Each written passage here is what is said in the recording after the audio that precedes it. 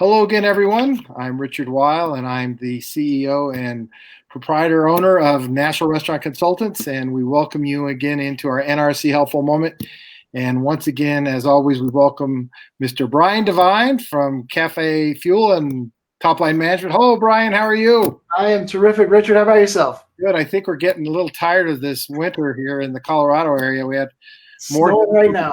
more snow today, and it is the 21st day, and we're going to celebrate Earth Day tomorrow, and that's going to be terrific, which is always a good thing. And a lot of restaurants across the country make a good special thing, even coming out of COVID. And it's exciting for me today to have a really special guest, Mr. Jim Beatty. Did I say that right? Yep, that's correct. Yep. Jim Beatty, who is an individual who has a really wonderful background. He has spent many years living in Russia, working in Russia, and he still collaborates in Russia right now. But he's in the throes of developing a new concept in the food service and hospitality industry. He's an entrepreneur, and I think it's going to be extremely exciting to see what he comes up with. But more importantly, today, Jim, what we'd like you to talk a little bit about today, since National Restaurant Consultants works all over the world.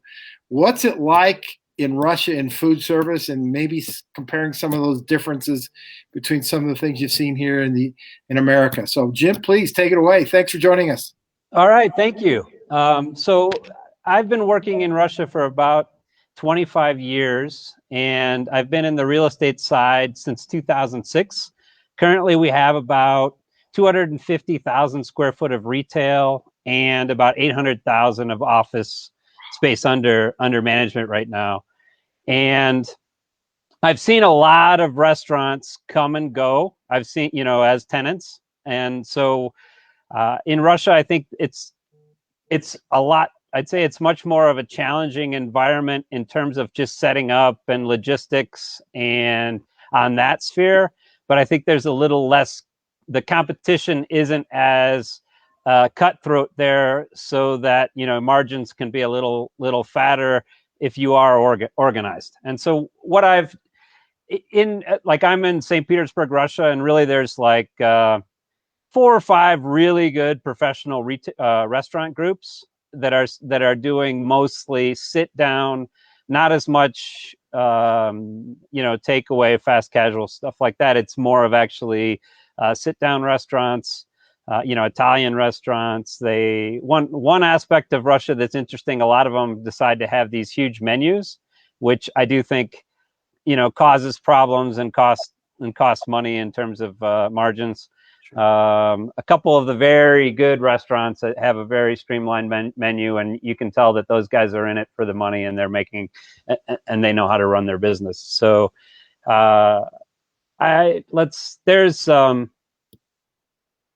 So a lot of challenge in Russia is just getting set up, getting the building in their premise in compliance with health. Similar thing with health inspector, but I think Russia's health inspector is a little more difficult to work with. There's also, I think, fire inspection norms are always not so clear. And then in Russia, the successful guys are really good at running like clean, everything through the computer, all cash, all accounted for.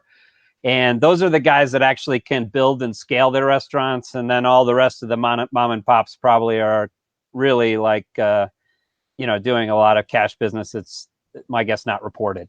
And just an example of how that works is, like if we have a tenant and it's a mom and pop business, of course we would never enter into a revenue share with them. We just can't trust that we're getting the right numbers. So, but on those like 4 or 5 restaurant groups that I talked about, we'd do revenue share with them all day. So and I think they understand that the scale, they need to be systemized and systematic, and they need, it doesn't make sense trying to save a penny here and there. You really need to do things official. So that's kind of the restaurant industry. There's some interesting kind of national chains, I'd say, that are on the fast casual.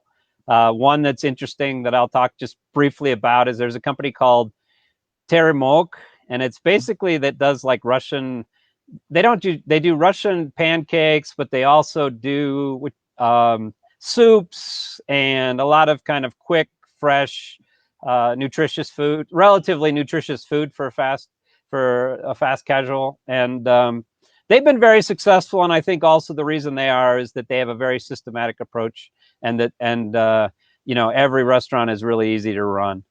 So the funny thing is they actually tried to open in New York.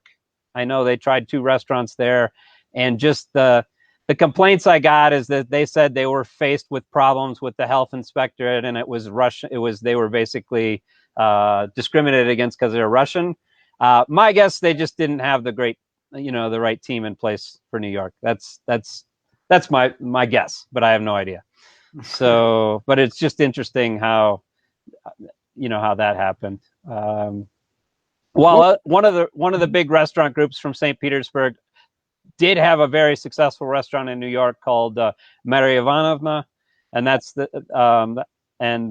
so they managed, but it's again a high-end restaurant. What was your favorite restaurant in St. Petersburg? Well, it changes constantly. I mean, actually, one interesting thing is when I first got to Russia, I got there in 1994. And at that time, there were like no restaurants. I mean, I'm not kidding. There were almost no restaurants. So what was really interesting about that time, when a restaurant opened, everybody in business, the whole expat community would go. So it was for a city of 8 million people, it was like the business community was tiny. You definitely would see the same people every day.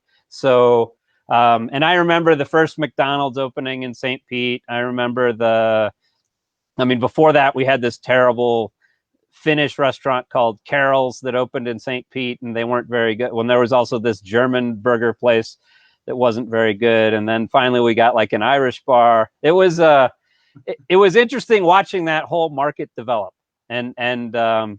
But now there's amazing options for food in St. Pete. I highly recommend, maybe after COVID's done, going there in the summer on a vacation, because the actually restaurant scene is amazing. There's some amazing, like some of these, especially these 4 groups, they do a great job. And the price since 2014 for an American is reasonable. I'd say prior to 2014, it was pretty pricey. It would have been similar to like New York City.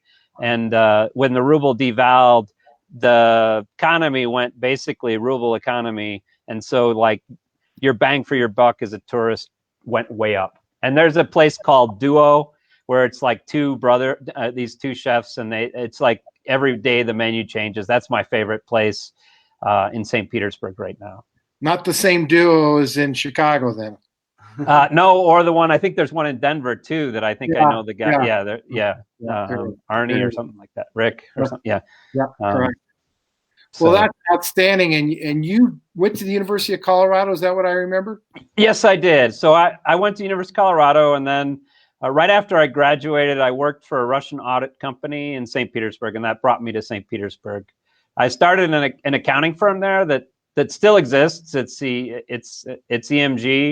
There's like about 40 accountants there, but I've kind of stepped away from that to do real estate in 2006 with when my partner raised a big like $100 million fund, and so he needed me. I started out in like accounting and like CFO role, and then switched to more of a director of asset management.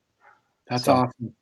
Well, what a great story, and thank you for sharing all this about an area of the world that we just don't know that much about or have any familiarity. And it just goes to show you people are people. Wherever you go, people are people, and consumers are consumers. So, Brian, consumers are consumers. That's a marketing thing. Yes, it is. Yeah, so I normally I try to kind of capitalize off of what we're talking about here. And what's funny is that I decided that I needed to talk about something very specific, and it's your online reputation. The reason that I'm bringing this up, and Jim, your story is excellent, and I wanted to talk about kind of telling your story and kind of how that all should unfold, and that you want to tell that story. But I have to talk about reputation marketing, because I've run into this more than once just in the last week, where a rather large marketing company was putting out information on how to get 20 to 30 reviews in less than a week. You don't want that. Do not do that. So I want to just be crystal clear. That is the wrong thing to do. It can hurt you. It really can. If you get 20 or 30 reviews all at once and then nothing, Google is going to see that as you are gaming the system and you are going to tank. It is a big deal. Do not do it. And I couldn't believe it. The marketing companies I saw doing it, they're actually very good at what they do. They should just never be talking to anyone about reputation ever again because they don't know the basics. So I just want to make sure that you know that you don't need 20 or 30 reviews a week. What you need is 1 or 2. And you're probably going to get more than that organically. But if you can control the process, if you think through how you want to get reviews from people, then you can consistently get 1 or 2 really good reviews. And yes, I recommend gating reviews. You've probably heard people say, well, Google doesn't like it. Yeah, Google doesn't like it, but we still do it because there's no way for Google to ever know, ever. And as long as you do it right, and that means that they are leaving the review directly from their phone, not from like you. And there's ways to make all that work, but here's the key. 1 or 2 good reviews coming through your system that will outweigh any negative reviews that might come organically is worth more to you in the long run than getting 20 or 30 5-star reviews all in a couple of days. Well, So that's relative to the number of units that you have. Because if you've got 5, 6, 7 restaurants, that could mean 10 to 15 reviews in a week because it's per restaurant.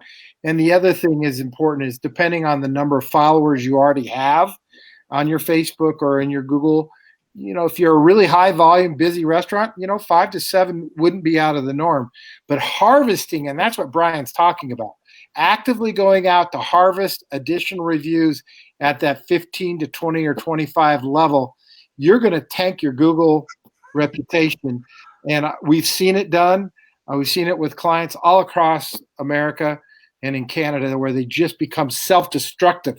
You almost become self-destructive. And so, it's really interesting. And Jim, just pivot back to you real quick.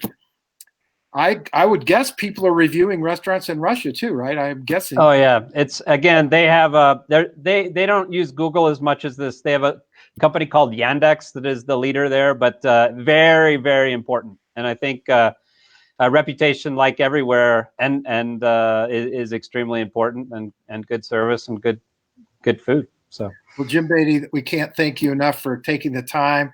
I know how busy you are. Your schedule's crazy, and we look forward to hearing and looking at your success in the near term. And thank you, Brian Devine, as always. Anything else, folks, for today, gents? I think we're good. That'll do it. So, everybody, bye for now. Thank you. Bye for now. Thank you. Yeah, bye, everyone.